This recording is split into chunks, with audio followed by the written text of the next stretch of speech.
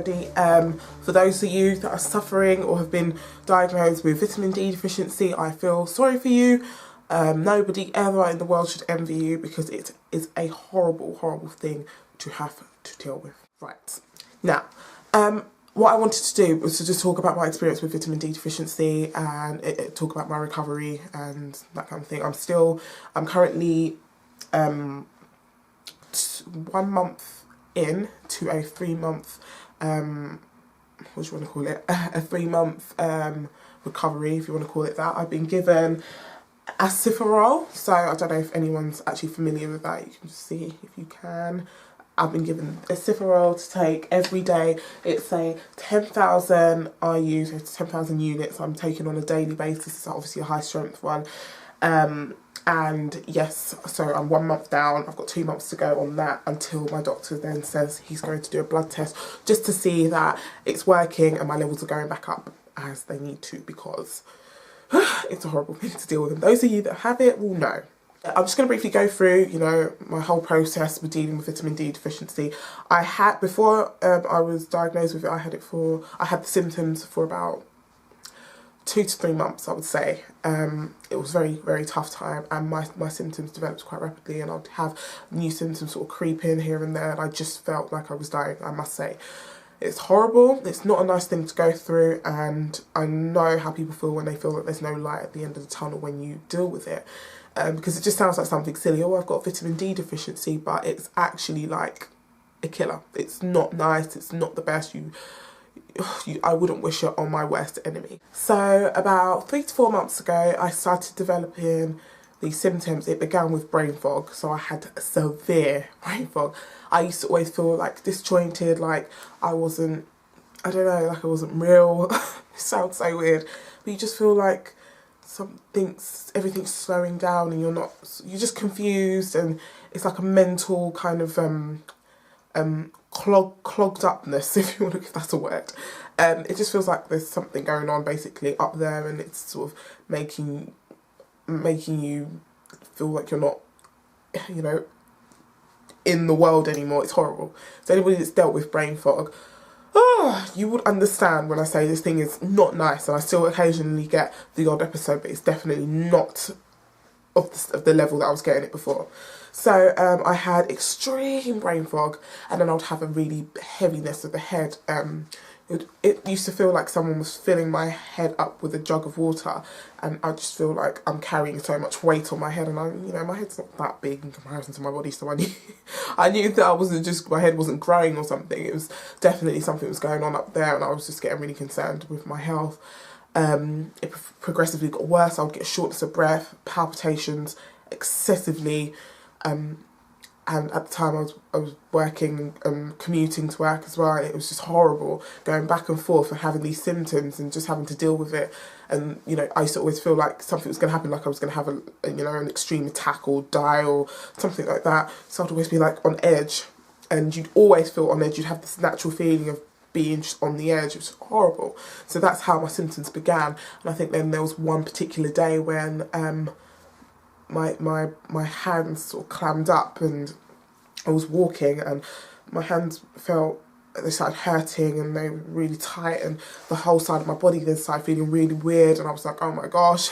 So when I got home, I went straight to A&E, and I saw a doctor. The doctor sort of looked over my symptoms or assessed me and said, look, my bloods have come back fine, everything's come back okay, but the only thing is it might be anxiety, that people often come to A&E having similar symptoms to myself, and it's often because sometimes the body finds ways to deal with stress or whatever. So I was like, okay, fair enough. She said that's why the symptoms they come, they go, and they get worse, and they come, and they go.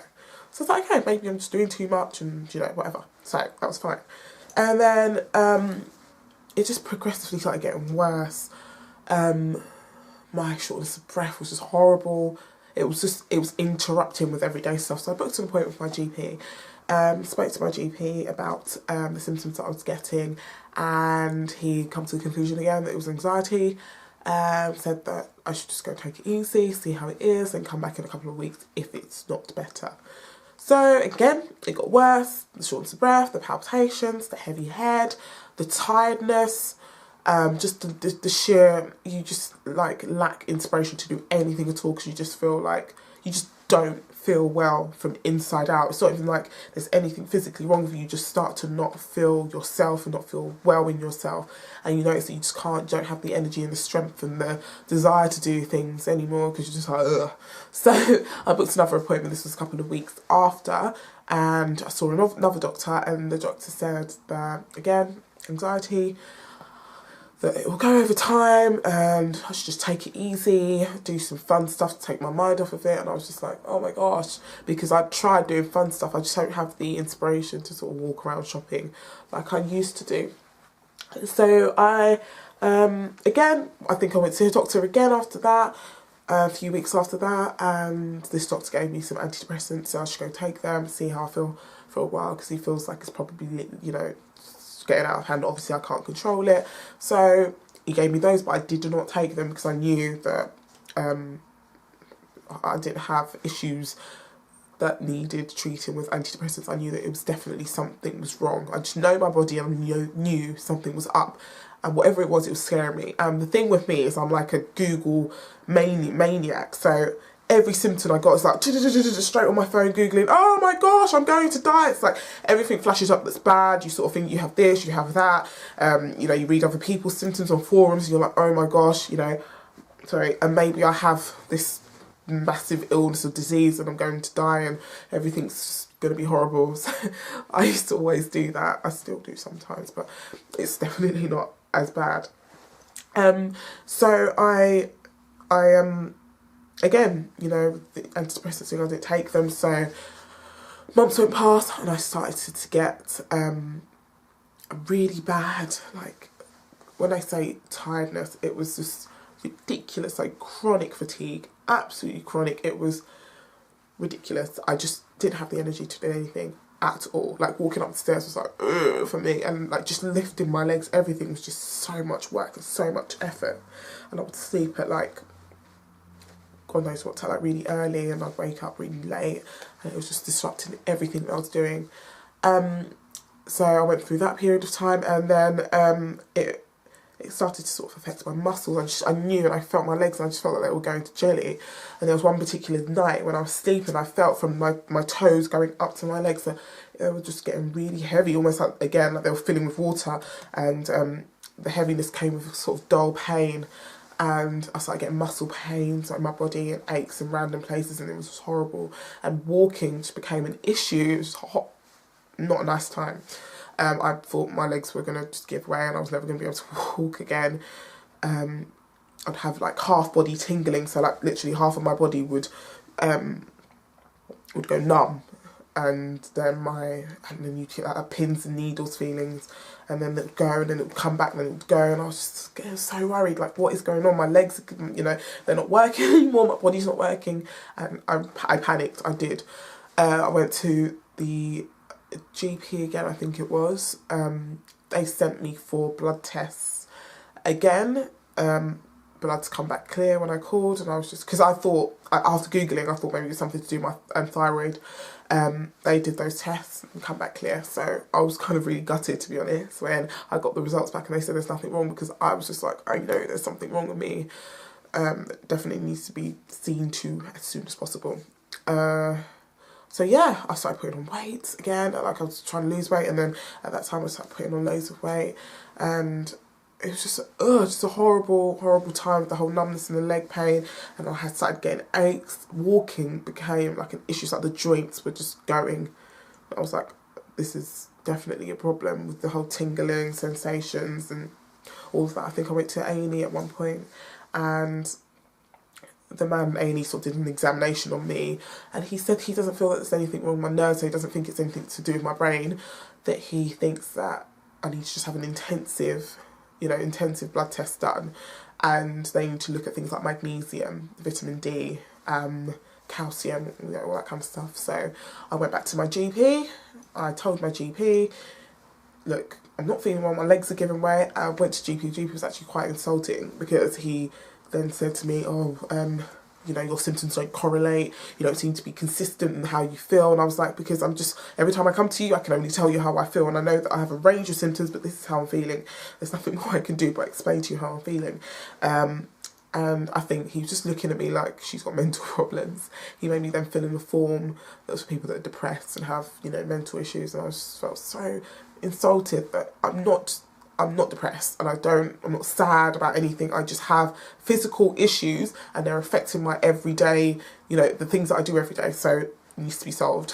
And I know he's not God, and I know he's not going to wave a wand and it's all going to be okay, but I would just appreciate if I had a bit more like support from him. So I said to him, you know, when I went to A&E, the man said that I should check my magnesium, vitamin D. He said, okay, he'll do those for me. So that was, you know, when I did those tests, I did come back, and he was like, yes, you're deficient in vitamin D, and your iron's quite low in comparison to what it's supposed to be. So I was so relieved, just knowing that I was not wrong and there was something up, and it wasn't like all in my head kind of thing. So I was just trying to understand what vitamin D deficiency entails and what happens to you and all that kind of stuff. So he said my levels were like at 18. So those of you that have it may know what I mean when I say that. And it's supposed to be, what I was told, between 50 and 80. That is good. And then anything below that is not bad, but obviously the lower it gets, the worse it is. So you can imagine being at 18 is not necessarily the best. So yes, in terms of that, so with the recovery of it, I've gone to so many forums and I feel so sorry for people, because I know how they feel, and I've seen a lot of people have also been diagnosed with anxiety and then found out, no, they have this vitamin D deficiency, and the earlier you catch it, obviously, the better. And I must say, I'm definitely a living testament that it takes time, and it's not the symptoms don't go away, but I am definitely much better than I was months ago. I'm just different to how I was.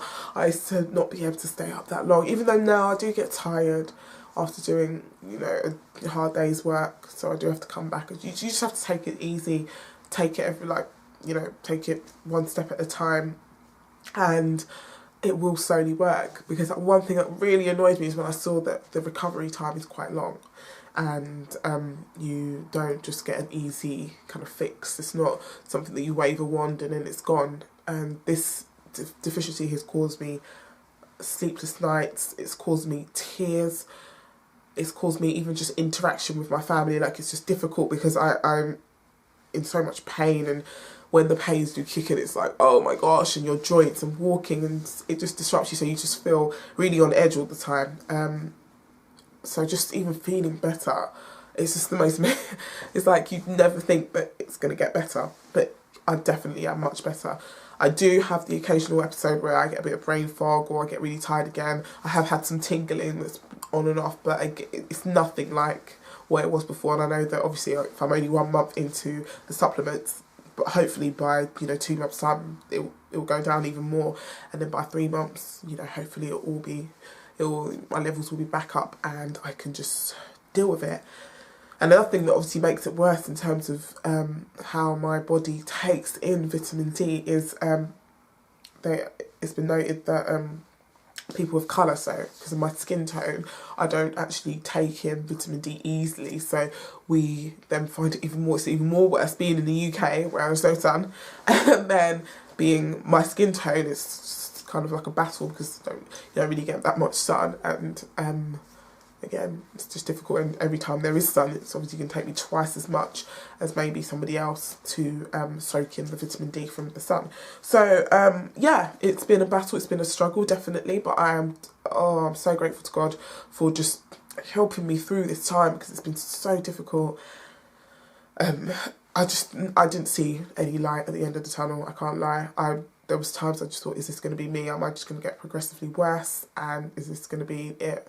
I'd read forums and read what other people are writing, and I'd just be like, oh my gosh, they're, saying the exact same thing. And there's some people who find recovery very difficult and it takes them really long. There's others, obviously, that have a more positive process, but I would definitely say that I'm one of those that have had positive process in terms of taking the medication and it going. And I do think one thing that I would definitely say in terms of your recovery is mind plays a massive part in your recovery process. So if you continuously just think you're ill and associate aches and pains with panic, you're going to panic, and I think it will be longer. Because what I had to do is teach myself to not dismiss aches, but not to panic as soon as I get symptoms. So whereas before I'd get aches and pains and be Googling straight away, like, oh my gosh, not that I don't Google anymore, but I've tried to talk to and it's really weird, but talk to myself and just say, calm down, it's associated with vitamin D and it'll be fine. And the more you calm down, take deep breaths, I found it actually really helped. Whereas I know before, because I'd get really worked up and be like, oh, panic, and then see something to do with some major disease and then get really upset, and then obviously it all contributes, and then you get a whole range of symptoms and it's difficult to clamp down on it. So yeah, that's definitely something that I would advise people to just keep a positive outlook on it constantly. Once you've been diagnosed, obviously, constantly reassure yourself that it's going to be okay. You know, you're getting the help that you need and it's going to be fine. For those of you that maybe think you have vitamin D deficiency but don't know, go to your doctor and go and get tested, go and do the blood tests that need to be done. There is light, again, at the end of the tunnel. It's horrible. It's horrible. And like I said, I pity everybody that goes through it. I pity myself.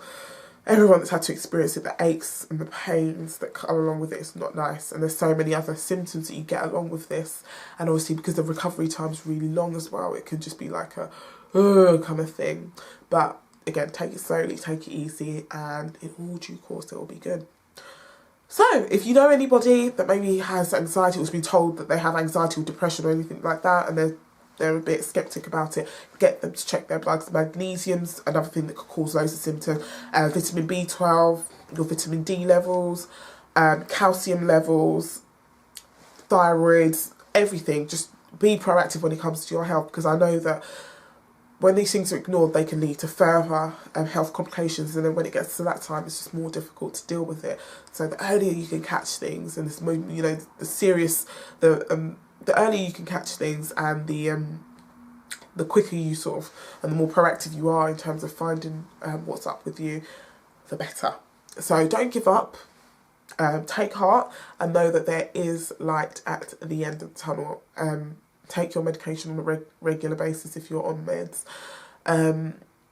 Try not to, you know, Google yourself to death on symptoms and stuff. If you know what you've got, you know what you've got. If anything doesn't correlate with what's been said, if anything doesn't go in line with what vitamin D deficiency causes, and if you're really concerned, I would definitely go straight to, you know, your doctor and just sort of raise those concerns. Go as many times as you need to go, because it's not funny. And when it then comes down to you getting something that's major, you spend all the money that you need to spend.